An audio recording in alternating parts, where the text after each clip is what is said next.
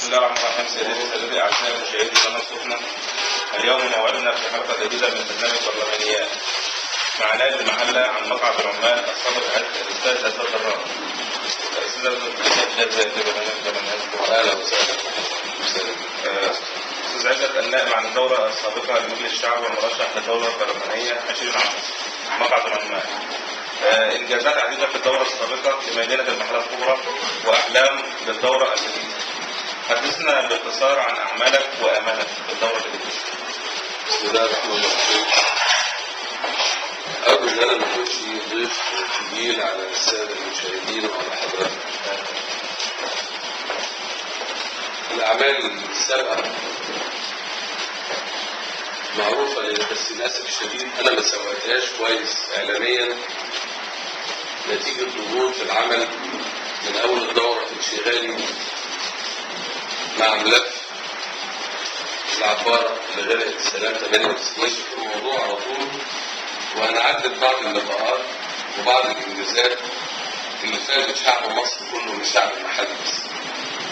هنبتدي بموضوع غزل المحلة والديون اللي تراكمت على شركة غزل المحلة قلعة الصناعة المصرية والعربية اللي وصل حجم الدين ل 952 مليون جنيه، وكان فايدة الدين السنوية 115 مليون جنيه.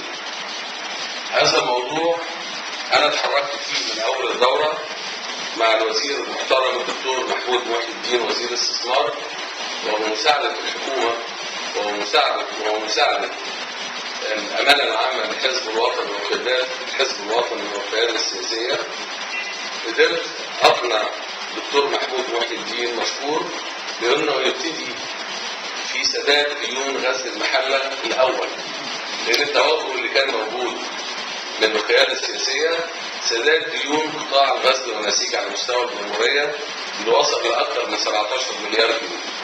لكن الخطوة الأولانية كانت مع إضرابات المحلة اللي خلتني أطالب وأشدد بضرورة الحفاظ على الكيان الكبير والصرف العظيم اللي هو غزل المحلة، بإن احنا نبتدي بسداد الدين اللي عليه عشان نوفر لشعب المحلة وليس عمال المحلة فقط 115 مليون جنيه اللي هم الدين، فايدة الدين على 952 مليون جنيه. هذا الدين المتراكم كان نتيجة تراكمات 15 سنة خسائر على شركة الغزل، وهذا الدين كان بيتسبب بحق في مشاكل عديدة في غزل المحلة وبالتالي على شعب المحلة.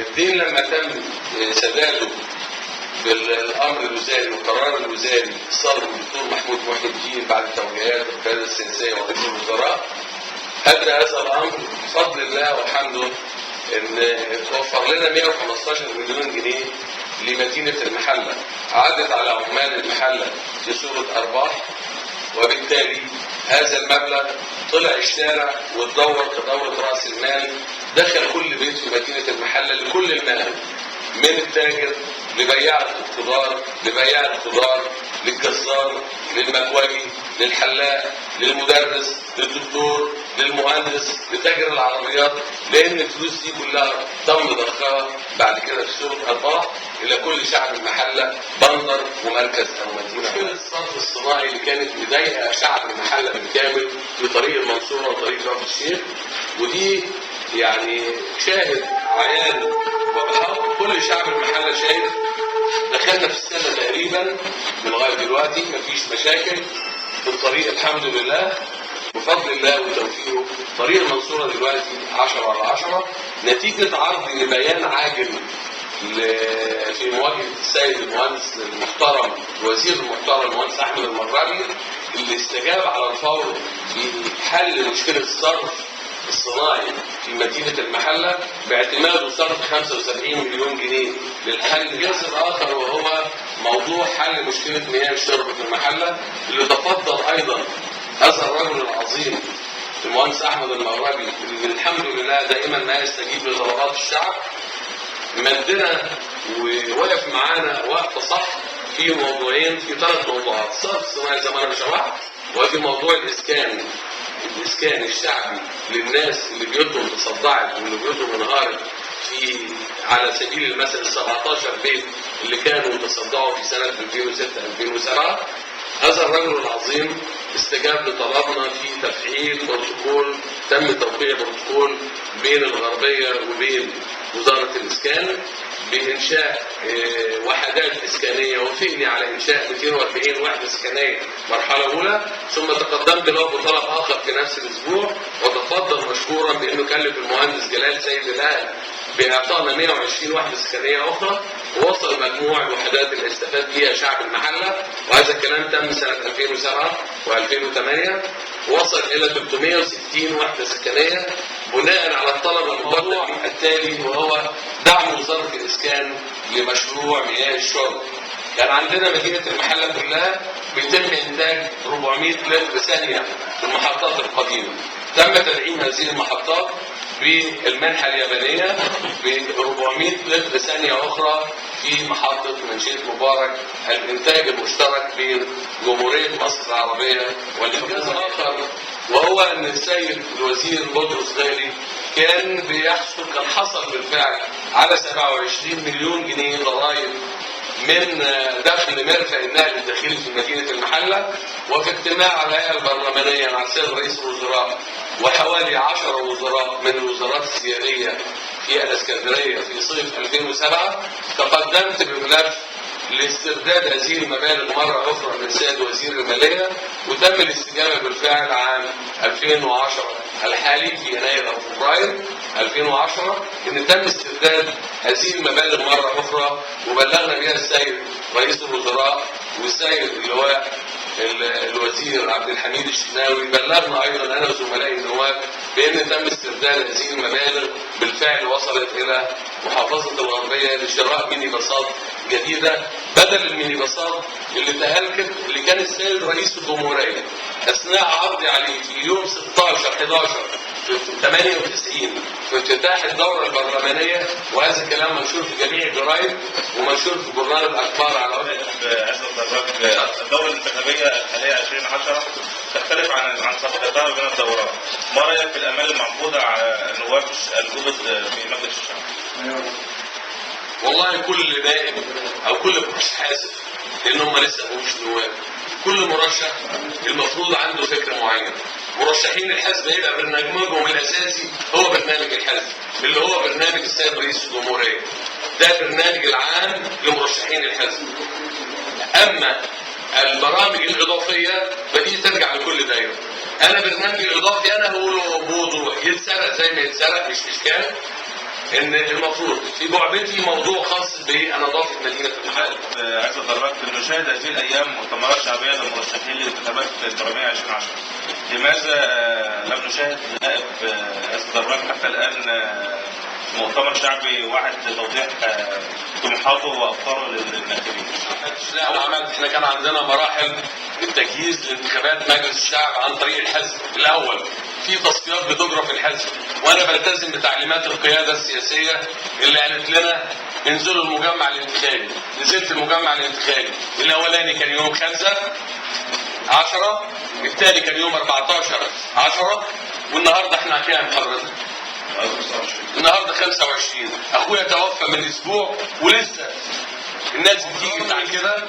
انا ما بين الفتره دي قبل الوفاه باسبوع وما بين المجمع الاولاني والمجمع الثاني انا عامل لقاءين اثنين، لقاء في شبرا بابل حضر بعض الاخوه اللي كانوا موجودين، وعامل لقاء في كفر حجازي اخر، ولقاءات محدوده صحيح 30 40 50 راجل، لان المفروض دول اعضاء الحزب مش مؤتمر عام، مقتنعين وشايفين وجايبين شاشات العرض والمستندات والكتيبات وكل حاجه ظاهره قدامهم عن قناعه. وانا ليا سياسه غير سياسه زملائي المرشحين الاخرين. معلش انا نائب موجود، هم لسه مرشحين. في فرق بين النائب وبين المرشح. النائب عنده ادوات بيشتغل بيها، ادواته هي الانجازات. انما اخواننا مع احترامي المرشحين بيجروا بيوعدوا لسه وعود، في وعود بيقولوا هنعمل. انا شغلي جاهز. انا اسبوع مقعد المرأة او الكوتا من المستحدثات اللي في الدورة البرلمانية 2010. ما رأيك في تخصيص مقعد خاص بالمرأة او لماذا؟ انا قلت رايي كاحد النواب المشاركين في التعديلات الدستوريه وفي اصدار هذه التشريعات، ورايي مع راي الاغلبيه ومع سياسه حزبنا اللي انا فرد من افراده اللي لازم احترمه قرار وراي الاغلبيه مع الكوتا اللي تم تحديدها ب 64 مقعد للمرأة، وهي تجربه جديده ستستمر لمده دورتين. واتمنى ان ربنا يوفق المتقدمات الاصلح منهم لخدمه شعب البرلمان. النائب البرلماني يعقد عليه رجل الشارع امان لحل مشاكله اليوميه. متى نجد النائب البرلماني التشريعي ونائب المحليات الذي يجد رجل الشارع العادي؟ استاذ يوسف، عضو البرلمان راجل بتاع تشريع وراجل بتاع رقابه. زملائنا من اعضاء المجالس المحليه هم نواب ايضا، هو دي شغلتهم الحاجات المحليه دي اللي يتعذر عليهم حلها وعاوزه مستويات اعلى يكلفوني بيها وانا اعملها، انما راجل الشارع لازم ياخد باله مش شغل اعضاء البرلمان، لا نقل مش عارف ايه ولا توظيف ايه ولا الكلام ده كله، مش شغل النائب ابدا. لكن انا واحد من الناس، انا مستمر في خدمه اهلي ولم اتقاعس ولم ابعد عن طلب اي حد. النائب مش حضور افراح ومعازي بس. في الجواب نشكر سياده النائب عزت دراج على فتح قلبه لنا وتوضيح بعض الامور التي كانت تغفل عن القاضي العالي في مدينه المحله، وكما وعد الاستاذ عزت دراج هو في خدمه تراب هذا الوطن وخدمه كل افراد الوطن. انا استاذنك عاوز اضيف حاجه بسيطه خالص. انا نجحت مستقل في الدورتين وبقولها تاني ويشرفني ان انا كنت اعود وانتمي للحزب الوطني مره اخرى. ما رحتش لاسف زي ما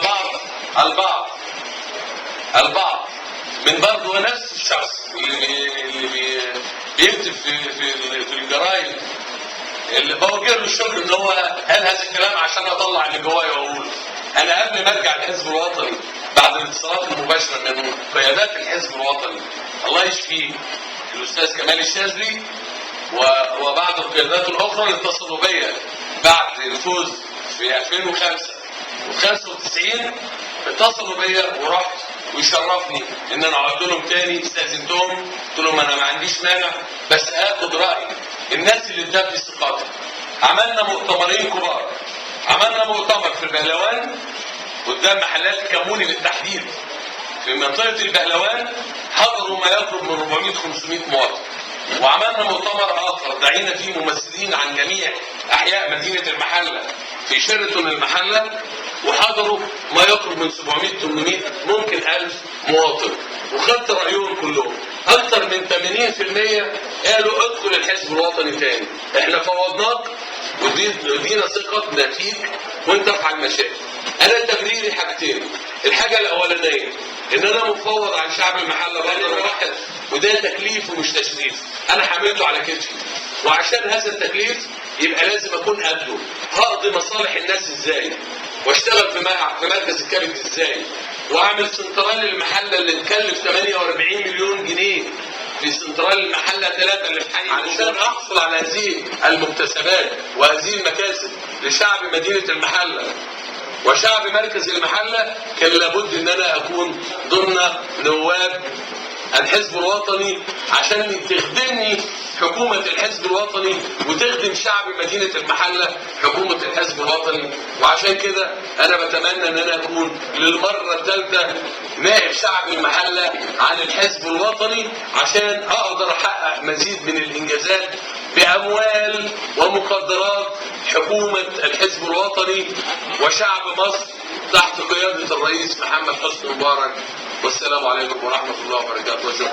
شكرا سيادة النائب عزت دراج على اللقاء ونشكر رسالتكم اعزائي مشاهدي قناه صوتنا ونوعدكم بلقاءات اخرى باذن الله.